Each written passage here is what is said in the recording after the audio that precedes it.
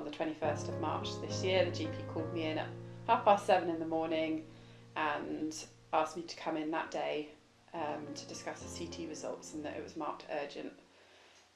But I was still quite confident that it was all right because I didn't have any symptoms and I felt well. And yeah, I went to the surgery and brought Simon along with me just because it said urgent, and I thought worst case scenario. I actually felt I was being a bit dramatic, but yeah, I was glad that you were, because I wouldn't have wanted to have to share that news with you, and we heard it together. But yeah, they'd said that I'd got a brain tumour and that it was not good, and they actually thought initially that I had two. And then she said, I need to order you an MRI scan, and then potentially you'll have surgery, radiotherapy, chemotherapy, and I just remember thinking, okay, I just was in complete and utter shock, because I hadn't even occurred to me that going in for HRT would lead me to come out with a brain tumour. I felt like the world was kind of walking on by and my world had just stopped, and I was like, how can this be happening? How is this happening? And that's all I could say, how is this happening to me?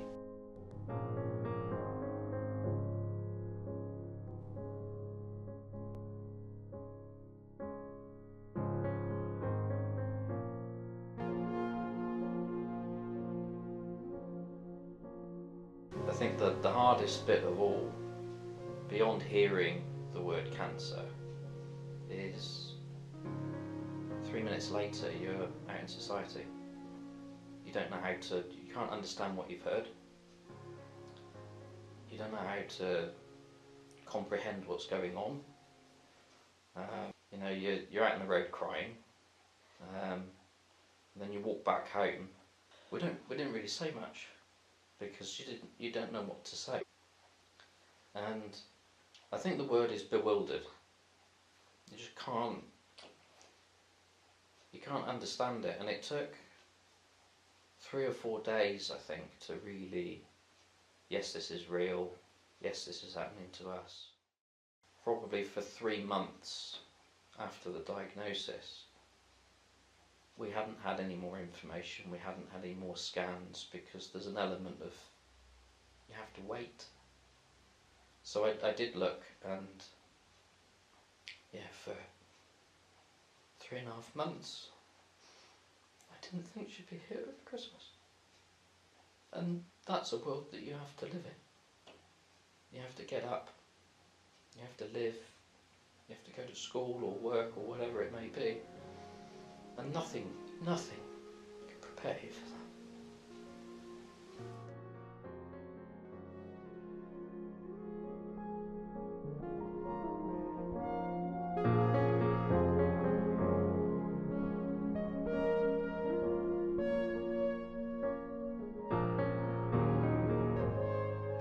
So after a couple of weeks of being diagnosed, we realised that we did need to have a conversation with Alice about things. How do we know what's going on under the surface with her? She's only 10, bit of a deep thinker, very sensitive.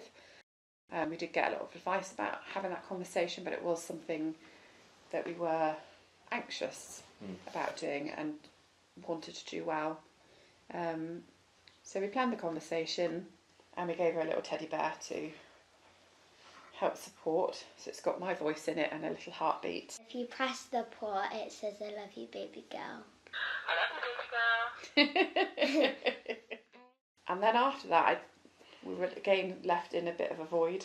We told her in the Easter holidays, and glad that we had that time with her to keep an eye on her. But then she went back to school, and she started to tell people, and we were worried whether other kids were going to be mean and say something, whether she'd be able to handle it. And it's all the under the surface stuff that for me was a worry. So really that's where Brain Tumour Support came in for us. had a couple of conversations with them around the struggles that we were having to get her supported. So I left it with them. Wasn't really expecting much, considering all the no's that we'd had so far. And then, they came back and said that they really wanted to come up with a solution. So they were going to have a think about creating a little area and creating a new little system. The room's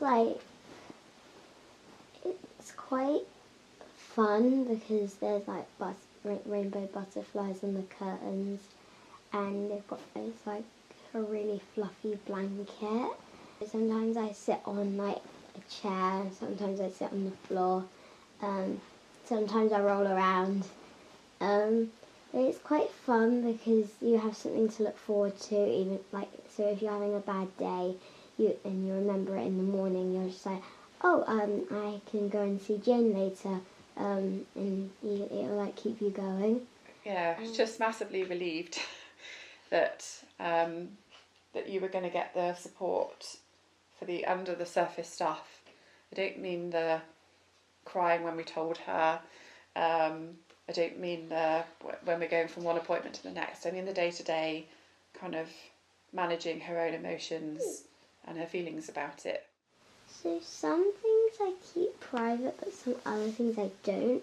Just so I basically give a short summary to my mum and dad, and then the big deeper bits just I keep to myself, like Jane. Yeah, it's really fun because it's you have someone to talk to if there's something you don't want to share with other people.